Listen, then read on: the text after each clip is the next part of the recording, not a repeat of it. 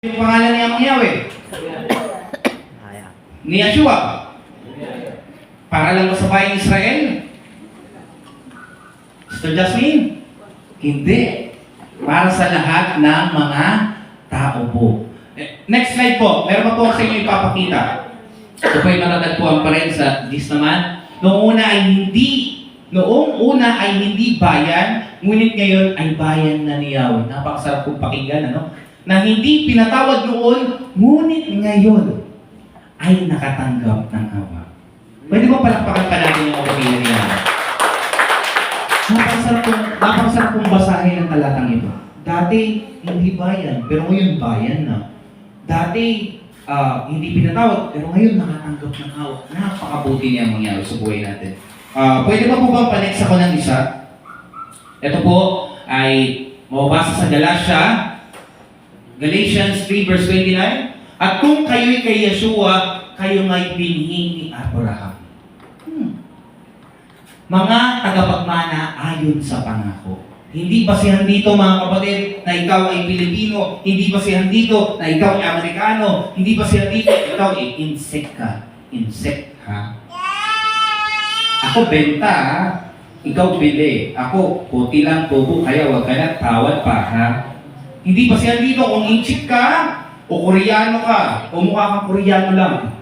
Okay? Ang mahalaga dito, ikaw ay naisugpong at kasama ka na sa tagapagmana. Hallelujah! Hallelujah.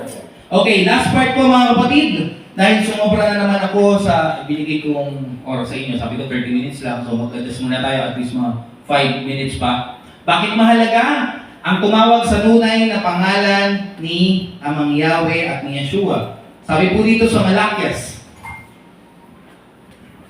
nang magkagayoy, na nagsalita ng isa't isa ang mga natatakot kay Yahweh.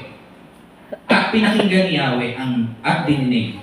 At isang aklat ng alaala ay nasulat sa harap niya. Para sa kanila na natatakot kay Yahweh at gumagalang sa kanyang pangalan. Ulitin ko, bakit po ba mahalaga ang tumawag sa pangalan ni Amang Yahweh? Yung mga tumatawag sa pangalan ni Amang Yahweh, masusulat sa aklat ng buhay. Kung yan ay inyong pinag-uusapan, sinishare sa iba, at kinatatakutan. Hallelujah ba?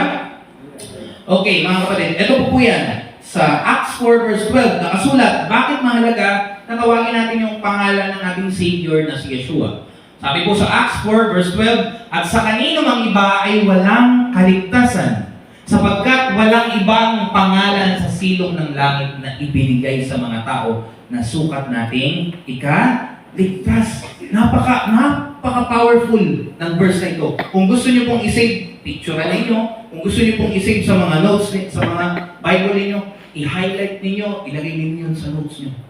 Nakasulat, walang ibang pangalan.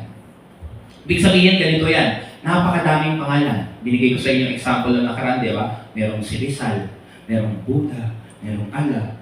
Pero lahat yun doon, mga kapatid, hindi doon binigay ni Abba yung kaligtasan, kundi kay Yeshua. So, ang importante dyan, kilala mo siya ngayon at siya yung tinatawag mo. At handa kang ipangaral din ito sa iba. Tama po ba? So, bakit mahalaga ang tumawag sa pangalan ni Amang Yahweh at ni Yeshua? Pag pangalan ang pinag-usapan, dapat sigurado ka. Pag gamot, anong gusto mo? Sigurado ka, di ba? Pagka may lagnat ka, anong bibilin mong gamot? Paracetamol. Pag uminom ka ba ng Diatabs, gagaling ba lagnat mo? Baka mamaya lalo ka magkasakit pag iba yung nabili mo. So pag meron kang bibiling gamot, titignan mo yung pangalan. Double check mo pa talaga yan. Ito ba talaga yun? Binili mo. Ito nga, iinumin ko to. Pag hindi ito, susuli ko to. Dapat sinisigurado natin. Pagsasakay po tayo ng jeep at may pupuntahan tayo, anong kailangan natin i-double check? Kung may driver, siyempre. Siyempre kung may driver muna. Kung sumakay ka na wala driver. May signage to, wala naman driver. Hindi kayo tumalis doon. Tignan mo, may driver. Pag nakita mo may driver, ang sunod mo tignan, ay bayan. Sa bayan. Saan bayan na ako? Pero kung ikaw, wala na ng driver. Tapos yung signage, di mo pa tinignan, baka naghihintay ka lang, stuck ka na. Di ba? Kasi walang driver eh. Tapos, dahil kung may driver man, tapos iba naman yung signage na sinabi mo, imbis bayan ka ng DASMA, baka bayan ka ng Imus makapunta. Di ba? So, i-double check po natin yung pangalan. Sino po dito yung mga asawa? Ayan. Si Ate Monique. Halimbawa, si Kuya Albert. Si Kuya Albert nananaginip sa gabi. Di ba? Mga kapatid.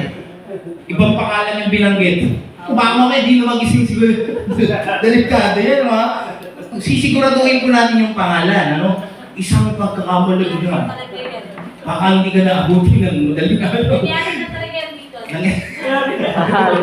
Sino yun? Ay, naglaman na ng kape sa bahay. True story pala to. Akala ko biro lang. Naku, isa na ka ng malagkit ngayon. Parang bibili ako ng diet at sa Hallelujah, praise God. Pero alam niyo mga kapatid, mapalad ako dahil nakikinig kayo ng mensahe ngayon. Palakpakan natin si Amor. At dahil doon, tapos na po yung hinihingi kong oras, magandang hapon po sa atin lahat. Hallelujah.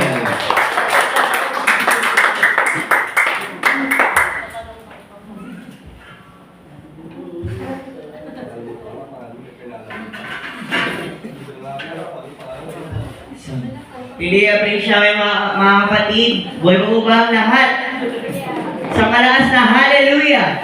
Hallelujah! Yan. Hallelujah mga kapatid. Meron po ba tayong natulungan po sa hapon na ito sa binagi po sa atin ni Deacon Genesis?